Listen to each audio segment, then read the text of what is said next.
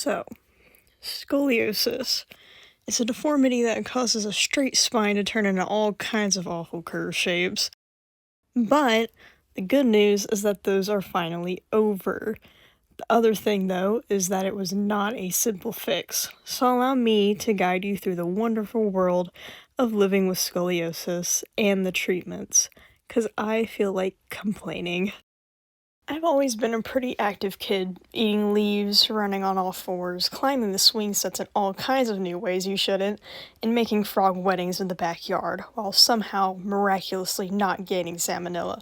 Now, all this hadn't come to a screeching halt quite yet. I had gone to a doctor's appointment just for a regular checkup, but it went a little bit differently this time. Right before we had to leave, the doctor decided to look at my back, and to my mother's, who also has scoliosis, dismay, I had a slight curvature in my back, so we ordered x-rays. We found out a few weeks later that I too had scoliosis, and I don't think it was too big of a surprise to my mom, considering that she and her mom have had it, but it wasn't exactly the Windows pipe screener shit. But mine wasn't exactly that Windows pipe screensaver type scoliosis that everyone usually thinks of. See, the thing with scoliosis is that it gets worse over time. This sounds super awful and daunting, but there is a treatment which you really have to have a love-hate relationship with: the brace. As a still flexible 9-year-old with strange sleeping patterns, this was practically torture to small silly moth. I wore one about up to the age of 15 or so, but the crushing reality was starting to set in that it was no longer helping because I had stopped growing. That was it. This sent me into a straight panic because by then my curve was about 50 degrees, and 50-degree curves 50% of the time get worse. That is what my doctor told me. I was sort of in denial. It hadn't been bothering me that bad, but I truly believe that God looked at this situation, me being a bit too hard-headed, that is, because I didn't know what was good for me, and then I started to notice just how much I actually needed that surgery. I got a job, and the pain was not fun.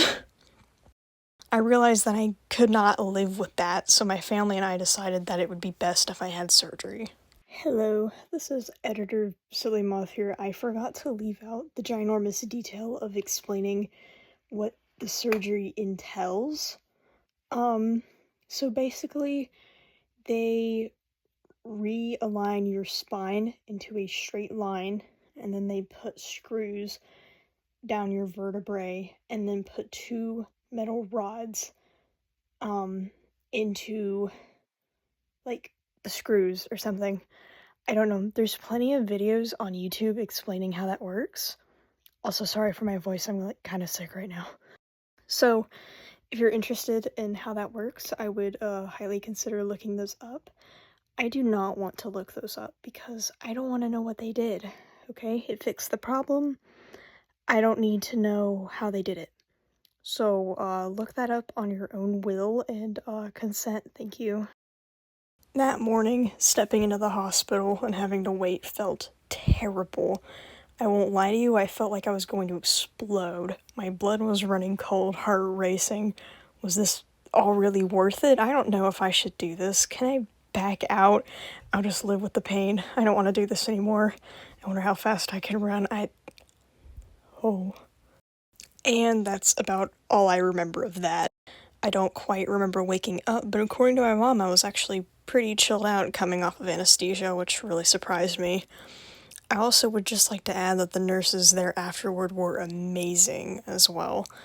I would have some anxiety problems, and they handled that with the utmost care they could have provided, and I am eternally grateful to them and their hard work. If you personally know a nurse or a doctor, show them some love. That job is difficult. However, there was one I'll call Miss Priss because of her attitude. Miss Priss, the day after my surgery, comes busting up in there, shoves all the other nurses aside, and I'll save you the details of everything that went down, but it was not pleasant. And I hope that no one ever has to go through the experience of having her as a PA. That aside, the experience really was not as bad as I expected it to be. The pain of it had subsided quicker than I thought, and I do not regret anything other than not having the wonderful opportunity of slapping the shit out of Miss Priss. Honestly, if you have scoliosis and you're afraid at all, I'm not gonna lie to you, the first weeks are not easy, and definitely the night of, but it was totally worth it so far, and if I could tell my younger self anything, I'd tell her just to wear the brace, expect either outcome, and you're gonna get through this. You're tougher than you think. You'll honestly never know how tough you are unless you're tested in life, and don't underestimate yourself. Anyway, thank you guys for 656 subs. I didn't imagine I'd get this far at all, and my heart goes out to all of you who have been coming back to my channel. I wish you all a happy Easter, happy Lent, and happy Holy Week. Let me know though, should I make a nickname for you guys like all the other people do?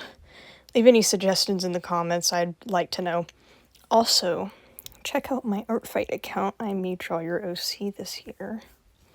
Thank you.